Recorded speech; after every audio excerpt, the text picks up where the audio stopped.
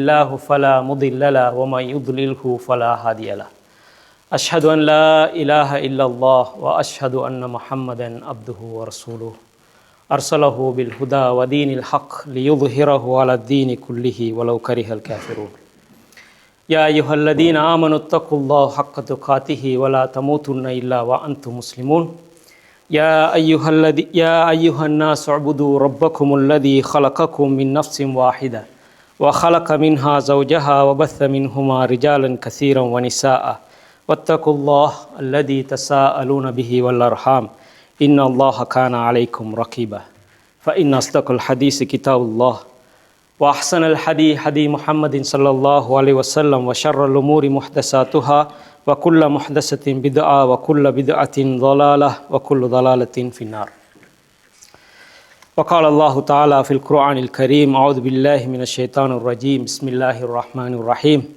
تعاونوا على البر والتقوى ولا تعاونوا على الإثم والعدوان قال النبي صلى الله عليه وسلم أمت الأذى عن الطريق فإنه لك صدقة அளவற்ற அருளாளனும் நிகரற்ற அன்புடையவனுமாகிய எல்லாம் வல்ல அல்லாஹு சுப்ஹானஹு தஆலாவை போற்றி புகழ்கின்றேன். அல்ஹம்துலில்லாஹ்.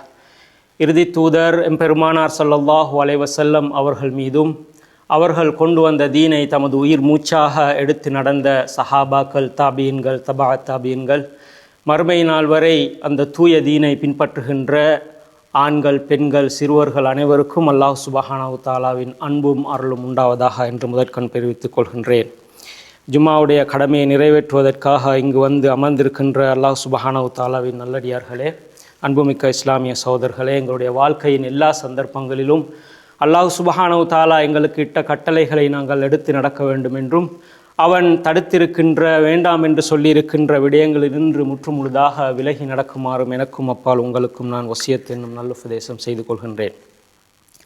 அன்புள்ள இஸ்லாமிய சகோதரர்களே, அல்லாஹ்வின் நல்லடியார்களே, அண்ணல் நபி ஸல்லல்லாஹு அலைஹி வஸல்லம் அவர்களுக்கு இந்த உலகத்தில் ஒரு அருட்கொடையாக அனுப்பப்பட்ட ஒரு நபியாக இருக்கிறார், இறுதி தூதராக இருக்கிறார்.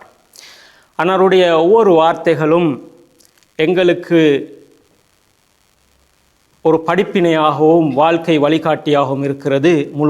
முழு சமூகத்துக்கும் அவ்வாறு தான் இருக்கின்றது. அண்ணல் நபி ஸல்லல்லாஹு அலைஹி வஸல்லம் அவர்களுடைய ஹதீஸ்களை நாங்கள் எடுத்து பார்க்கின்ற போது சில ஹதீஸ்கள், அவருடைய வார்த்தைகள் எதிர்காலத்தில் நடக்கக்கூடிய சில விடயங்களை பற்றி எதிர்வு கூறக்கூடியதாக அமைந்திருக்கின்றன. அவைகளை பற்றி எச்சரிக்கை செய்யக்கூடிய பல சந்தர்ப்பங்களை அல்லாஹ்வின் தூதர் ஸல்லல்லாஹு அலைஹி வஸல்லம் அவர்கள் தங்களுடைய அந்த ஹதீஸ்களின் மூலமாக எங்களுக்கு சொல்லி காட்டியிருக்கிறார்கள். அவ்வாறு குறிப்பிட்ட ஒரு ஹதீஸ் எங்களுக்கு தெரியும். அபுதாவுதிலே வரக்கூடிய ஒரு ஹதீஸ். அண்ணல் நபி ஸல்லல்லாஹு அலைஹி வஸல்லம் அவர்கள் சொல்கிறார்கள், உணவருந்திக் கொண்டிருக்கக்கூடியவர்கள் ஒரு பாத்திரத்தில் உணவை பகிர்ந்து கொள்வதற்காக ஒருவரை ஒருவர் அழைத்து கொள்வது போல சமுதாயங்கள் உங்களுக்கு எதிராக ஒருவரை அழைத்து கொள்வார்கள். அப்போது அல்லாஹ்வின் தூதர் ஸல்லல்லாஹு அலைஹி வஸல்லம் அவர்களோடு அங்கு அமர்ந்திருந்த தோழர்கள் கேட்டார்கள், நபியே, அப்போது எங்களுடைய எண்ணிக்கை நாங்கள் சிறுபான்மையினராக இருப்போமா அல்லது நாங்கள் சிறிய எண்ணிக்கை கொண்டவர்களாக இருப்போமா என்று கேட்டபோது நபி அவர்கள் பதிலளிக்கின்றார்கள், இல்லை, அந்த நாளிலே உங்களுடைய எண்ணிக்கை பெருமாறையாக இருக்கும், உங்களுடைய எண்ணிக்கை கட்டுக்கடங்காத வகையிலே பெரும் எண்ணிக்கையானவர்களாக நீங்கள் இருப்பீர்கள். ஆனால் உங்களுடைய நிலைமை எவ்வாறு இருக்கும் என்று சொன்னால், வெள்ளத்திலே அடிபட்டு போகின்ற, நீரிலே அடிபட்டு போகின்ற சருகுகளைப் போல எந்தவித பலனும் இல்லாதவர்களாக, எந்தவித ஆதாரமும் இல்லாதவர்களாக அவர்கள் உங்களுடைய நிலைமை காணப்படும் என்பதாக அல்லாஹ்வின் தூதர் அவர்கள் சொல்லிவிட்டு சொல்கிறார்கள், அல்லாஹ் சுப்ஹானஹு தஆலா உங்களுடைய எதிரிகளின் உள்ளத்திலே உங்களை பற்றிய பயத்தையும் அச்சத்தையும் அவன் எடுத்து விடுவான் என்று அவர்கள் சொல்கிறார்கள். அன்புள்ள இஸ்லாமிய சகோதரர்களே, அல்லாஹ்வின் நல்லடியார்களே, நாங்கள் வரலாற்று ரீதியாக பார்க்கின்ற போது வரலாறுகளிலே இவ்வாறு முஸ்லீம்களுக்கு எதிராக நடக்கக்கூடிய பல்வேறு சதித்திட்டங்கள், அட்டூழியங்கள் நடைபெற்று கொண்டு தான் இருக்கிறது. ஒவ்வொரு காலப்பகுதியிலும் நாங்கள் வரலாற்றிலே படிக்கின்ற போது முஸ்லிம்களுக்கு எதிராக பல்வேறு சதித்திட்டங்கள் தீட்டப்பட்டவாறு முஸ்லிம்களை கொன்று குவிக்கக்கூடிய, முஸ்லிம்களுக்கு எதிராக பல்வேறு செயற்பாடுகளை செய்யக்கூடிய நிலைமைகளை நாங்கள் காண்கின்றோம். இவ்வாறான நிலைமைகள் காலத்து காலம் நடைபெற்று கொண்டிருக்கிறது. நாங்கள் வரலாற்றிலே நாங்கள் இதை காண்கின்றோம். அண்மை காலமாக மிக கிட்டிய சில வருடங்களிலே நாங்கள் காணுகின்ற ஒரு விஷயம்தான் முஸ்லிம்களுக்கு எதிரான வெறுப்பு பேச்சுகள், முஸ்லிம்களை பற்றி தவறாக சொல்லக்கூடிய பல்வேறு சதித்திட்டங்கள் சர்வதேச ரீதியிலே எங்களுக்கு எதிராக நடைபெற்று கொண்டிருப்பதை காண்கின்றோம். இதற்கு ஒரு அழகான பிராண்ட் நேம் ஒன்றை அவர்கள் ஒரு பெயரை சொல்லியிருக்கிறார்கள். என்னது? இஸ்லாமோஃபோபியா என்று அழகான ஒரு பெயர் வாக்கியத்தை சொல்லி இந்த விடயம் சர்வதேச அளவிலே மிகவும் பிரபல்யமான ஒரு செயற்பாடாக இந்த முஸ்லிம்களுக்கு எதிரான செயற்பாடுகள் நடைபெற்று கொண்டிருக்கின்றன. அன்புள்ள இஸ்லாமிய சகோதரர்களே, இந்த நிலைமை எந்த அளவுக்கு முற்றி போயிருக்கின்றது என்றால், முஸ்லிம்களுக்கு எதிரான இந்த வெறுப்பு பேச்சுகளும் சதிகளும் தவறான பிரசாரங்களும் எந்த அளவுக்கு முற்றி போயிருக்கின்றது என்றால், ஐக்கிய நாடுகள் சபையால் ஒரு நாளையே நியமிச்சிருக்கிறாங்க. இந்த இஸ்லாமியோஃபோபியாவுக்கு எதிராக, முஸ்லிம்களுக்கு எதிராக இந்த வெறுப்பு பேச்சுகளை ஹேண்டில் பண்ணுவதற்காக, அதனை முறியடிப்பதற்காக ஒரு சர்வதேச நாளை நியமிக்கின்ற அளவுக்கு இந்த விடயம் முற்றி போயிருக்கிறது என்ற விடயத்தை நாங்கள் காணுகின்றோம்.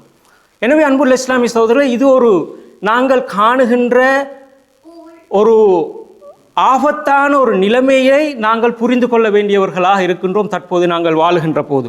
அன்புள்ள இஸ்லாமிய சகோதரர்களை, இதனை நாங்கள் எவ்வாறு ஒரு சிறுபான்மை மக்களாக நாங்கள் இந்த இடத்திலே நாங்கள் பார்க்கின்றோம், நாங்கள் எவ்வாறு வாழ்கின்றோம், நாங்கள் இவ்வாறு வரக்கூடிய பிரச்சனைகளை எங்களுடைய சிந்தனையிலே நாங்கள் எவ்வாறு எடுத்துக்கொண்டிருக்கின்றோம் என்று சொன்னால், சிலர் சொல்லுவார்கள் முஸ்லீம்களுடைய எண்ணிக்கை நாளாந்தம் அதிகரித்து கொண்டிருக்கிறது.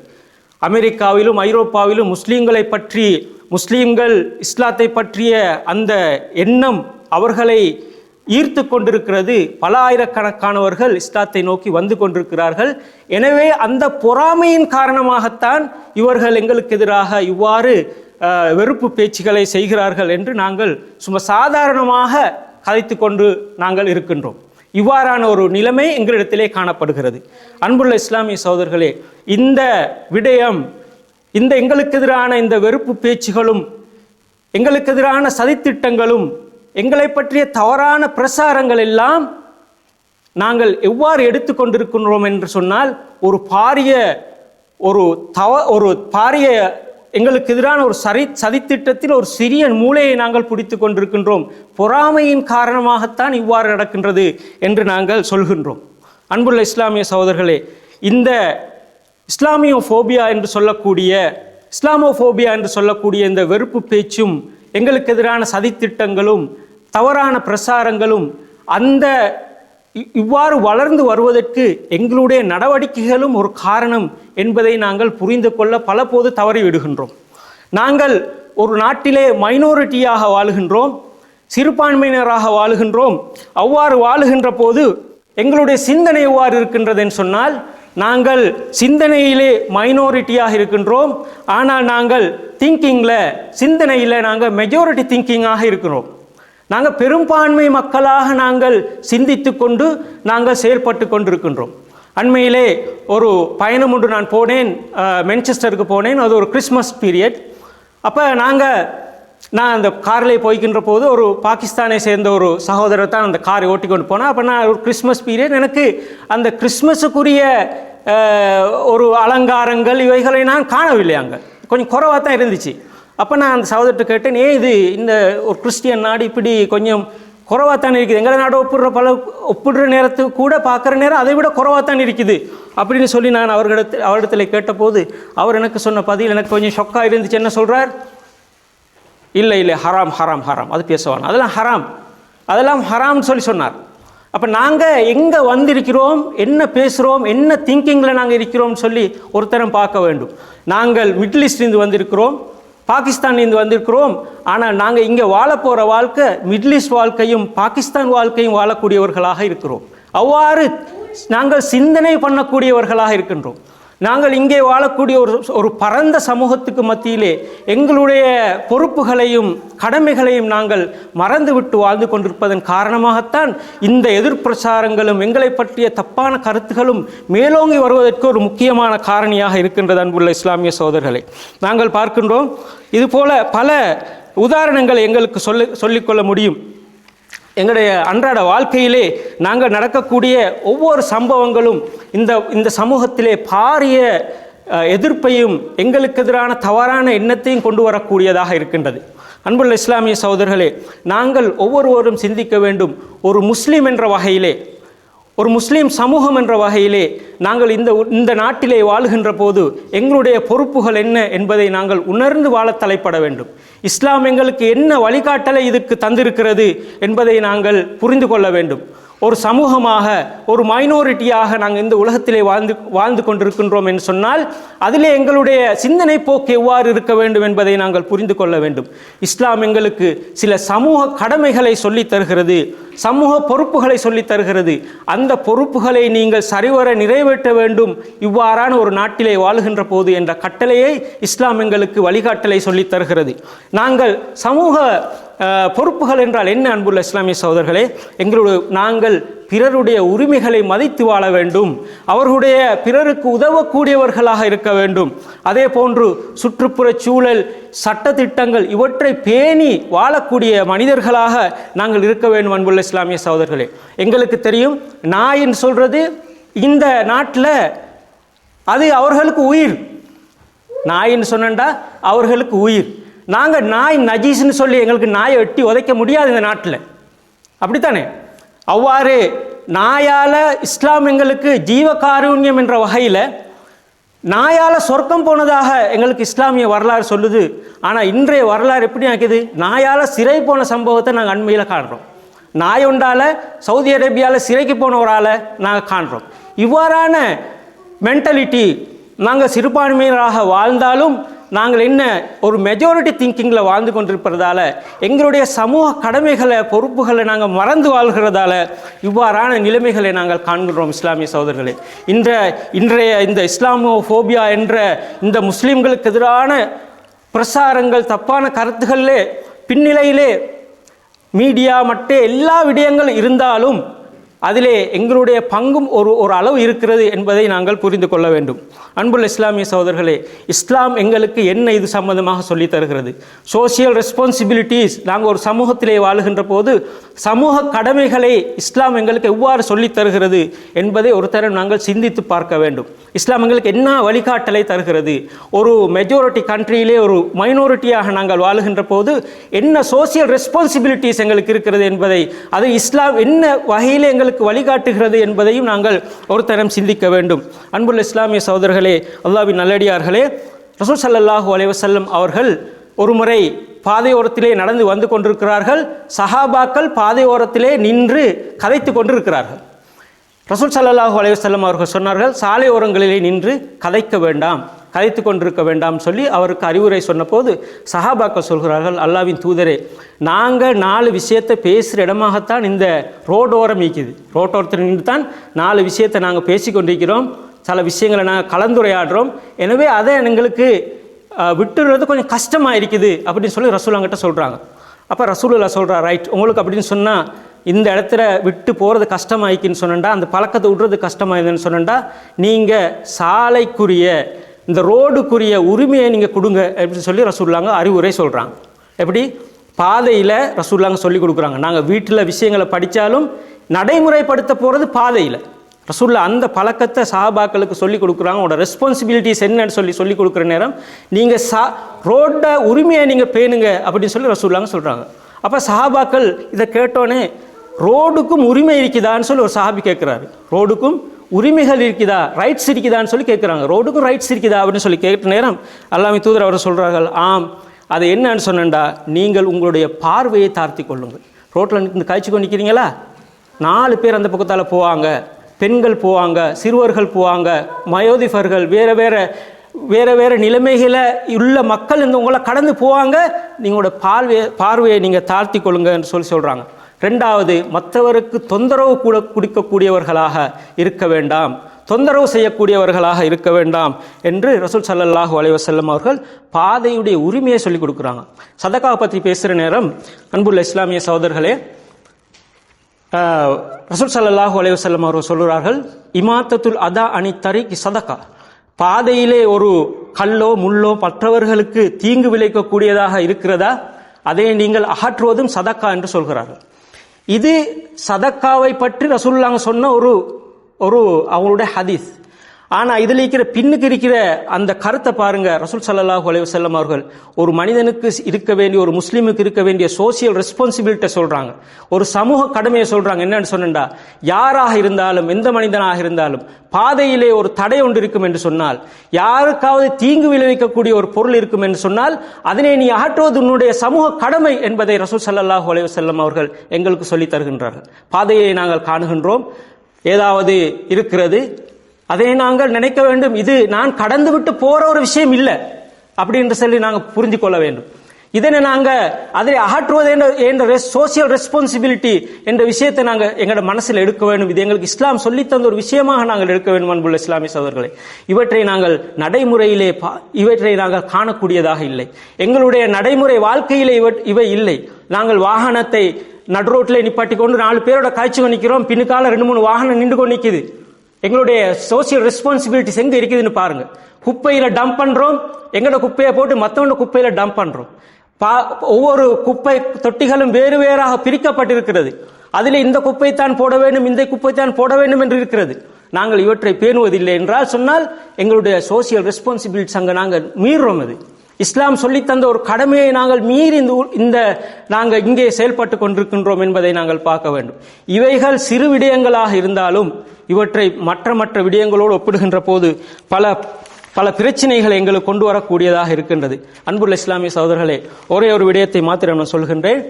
ரசூல் ஸல்லல்லாஹு அலைஹி வஸல்லம் அவர்கள் எவ்வாறு பாதையிலே எங்களுக்கு அந்த சோசியல் ரெஸ்பான்சிபிலிட்டிஸை படிப்பிச்சாங்களோ, சமூக கடமை எங்களுக்கு பாதையில சொல்லி தந்தாங்களோ, சஹாபாக்களை யுத்த களத்துக்கு அனுப்புகின்ற போதும்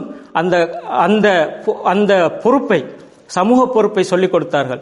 அபூபக்கர் ரலியல்லாஹு அன்ஹு அவர்கள் யஸீத் இப்னு முஆவியா, ரசூலுல்லாஹி அலைஹி வஸல்லம் அவர்கள் யஸீத் இப்னு முஆவியா அவர்களை போருக்காக அனுப்புகின்ற போது 10 கட்டளைகளை சொல்லி அனுப்புகின்றார்கள். இந்த 10 கட்டளைகளும் ஒரு யுத்தத்தில் ஒரு மனிதன் கடைபிடிக்க வேண்டிய, ஒரு தளபதி கடைபிடிக்க வேண்டிய, ஒரு ஆமி கடைபிடிக்க வேண்டிய யுத்த தர்மமாக பின்னர் பிரகடனப்படுத்தப்பட்டது. அந்த விடயத்திலே 10 விடயங்களிலே ஒரு விடயத்தை சொல்கிறார், நீங்கள் பல மரங்களை வெட்ட வேண்டாம். போர் இடங்களில் யுத்தம் செய்கிற நேரம் பல மரங்களை நீங்க வெட்ட வேண்டாம். தேவையில்லாமல் வீடுகளையும் பில்டிங்ஸையும் நீங்க அழிக்க வேண்டாம். ரசூல் ஸல்லல்லாஹு அலைஹி வஸல்லம் அவருடைய அவருடைய பின் வழிவந்த அந்த ஹலீஃபா அவர்கள் சொல்லிக் கொடுக்கிறார்கள். சோசியல் ரெஸ்பான்சிபிலிட்டிஸை சொல்லிக் கொடுக்கிறாங்க. இதுதான் இந்த கட்டளைகளை பின்பற்றி நாடு நாடாக போன சிறிய குழுக்களால வந்த இஸ்லாமிய மறுமலர்ச்சி தான் இன்று பாரிய முஸ்லிம் நாடுகளாக உருவெடுத்திருக்கிறது. இவைகள் சின்ன விடயம். இவைகளை பார்த்தாங்க. மற்ற ஆமிகளோடு எங்களுடைய ஆமிகளை பார்க்கின்ற போது, எங்களுடைய சோல்ஜர்ஸை பார்க்கின்ற போது அவர்களிடத்திலே காணப்பட்ட அந்த கண்ணியம், அந்த சோசியல் ரெஸ்பான்சிபிலிட்டிஸ் அந்த மக்கள் கண்டார்கள், இஸ்லாத்தின் பால் வந்தார்கள் என்பதுதான் சகோதரர்கள் உண்மை. இஸ்லாம் வாளால் பரப்பப்பட்ட மார்க்கம் அல்ல என்பது எல்லோரும் பேசக்கூடிய விஷயம். இந்த சோசியல் ரெஸ்பான்சிபிலிட்டிஸ் எல்லார்கிட்டையும் இருந்துச்சு. அது எங்களிடத்திலே வர வேண்டும். இந்த நாட்டிலே நாங்கள் வாழ்கின்ற போது நாங்கள் மைனாரிட்டி ஆக இருக்கிறோம், ஆனால் நாங்கள் மெஜாரிட்டி திங்கிங்ல இருக்கக்கூடாது.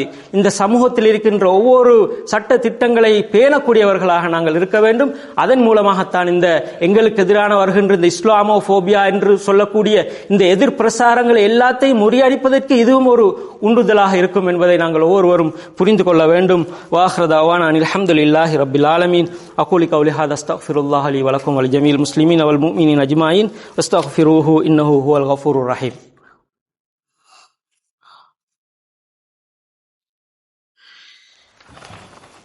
பிஸ்மில்லாஹிர்ரஹ்மானிர்ரஹீம்.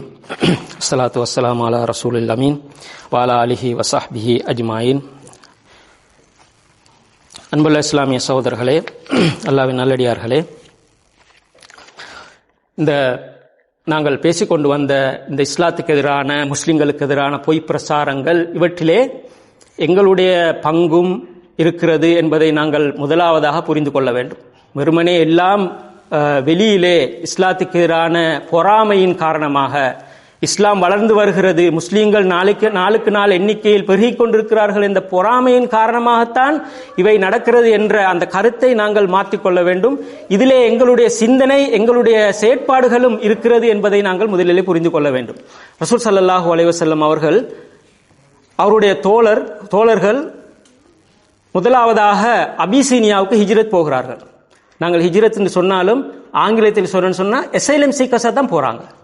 எப்படி இங்க இருந்து ரசூல் ஸல்லல்லாஹு அலைஹி வஸல்லம் அவர்கள் இருந்த இடத்துல மக்கால அவங்களுக்கு உயிர் ஆபத்து இருக்குது, அவங்களுக்கு இருக்கேலா, அவங்களோட உடைமைகள் பறிக்கப்படுது, அவங்களுக்கு எதிராக வன்முறைகள் திட்டமிட்ட வகையில் கட்டவிழ்த்தப்படுவது. எனவே இதிலே இருந்து தப்பிப்பதற்காக ரசூல் ஸல்லல்லாஹு அலைஹி வஸல்லம் அவரை ஈமான் கொண்ட, அல்லாஹ்வை ஈமான் கொண்ட, அவருடைய வழியை பின்பற்றுகின்ற அந்த சஹாபாக்கள் என்ன செய்கிறார்கள்? அபிசீனியாவுக்கு போகிறார்கள். எப்படி போறாங்க? எசைலம் சீக்கன்ஸா போறாங்க. அவங்க எசைலம் தேடி போறாங்க, அபயம் தேடி போறாங்க. போயிட்டு அந்த நாட்டில் இருக்கின்ற போது எப்படி இருக்குது? கொஞ்சம் காலம் இருக்குது, அவங்களோட வாழ்க்கையை அங்க செய்யறாங்க, அவங்களோட ரெஸ்பான்சிபிலிட்டிஸ் அவங்க நிறைவேற்றுறாங்க. கொஞ்சம் காலத்துல காஃபிர்கள் என்ன செய்யறாங்க? அவங்கள திருப்பி அனுப்புங்க நாட்டுக்கு, அவங்கள அங்க வச்சுக்கொள்ள வேணாம், அவங்க மோசமான ஆட்கள்னு சொல்லி ஒரு தூது அனுப்புறாங்க. நஜ்ஜாசி மன்னர் இடத்துல இந்த விஷயம் வருகின்ற போது நஜ்ஜாசி மன்னர் என்ன செய்யறான்னு சொன்னா, அந்த சஹாபாக்கள் அவர் திருப்பி அனுப்ப இல்லை. ஏன்னு சொன்னா அந்த சஹாபாக்கள் அந்த வாழ்ந்த வாழ்க்கை அந்த நாட்டுக்கு மன்னர் நினைக்கிறார், இவர்கள் சரியான ஆக்கள் இந்த நாட்டுக்குன்னு சொல்லி, இவர்கள் செய்யக்கூடியவர்கள் உண்மையான மக்கள் என்பதை அந்த நஜ்ஜாசி மன்னர் புரிந்து கொண்டார். பின்னொரு காலத்தில் அந்த நஜ்ஜாசி மன்னர் இறந்த போது ரசூல் ஸல்லல்லாஹு அலைஹி வஸல்லம் அவருக்காக ஜனாசா அல் காயிப் தொழுவித்ததாக சஹீஹுல் புகாரியிலே பதிவு செய்யப்பட்டிருக்கிறது. எனவே அந்த அளவுக்கு அவருக்கு அபயம் குடிக்கக்கூடியவர் நிலைமைக்கு உருவாக்கியது இந்த சஹாபாக்கள். சிறுபான்மையினராக சென்றாலும் அந்த இடத்திலே அவர்கள் போயிட்டு அவர்களுடைய வாழ்ந்த வாழ்க்கை, அவருடைய சோசியல் ரெஸ்பான்சிபிலிட்டிஸ், அந்த சமூக பொறுப்புகளை நிறைவேற்றியதன் காரணமாகத்தான் அன்புள்ள இஸ்லாமிய சகோதரர்களே அவர்களுக்கு அவ்வாறான நிலைமை ஏற்பட்டது என்பதை வந்தது என்பதை நாங்கள் புரிந்து கொள்ள வேண்டும். இந்த நாட்டில் எங்களுக்கு எவ்வளவோ வாய்ப்புகள் தரப்பட்டிருக்கின்றது. சமூகத்தோடு நாங்கள் கலந்து வாழக்கூடிய சந்தர்ப்பங்கள் இருக்கிறது.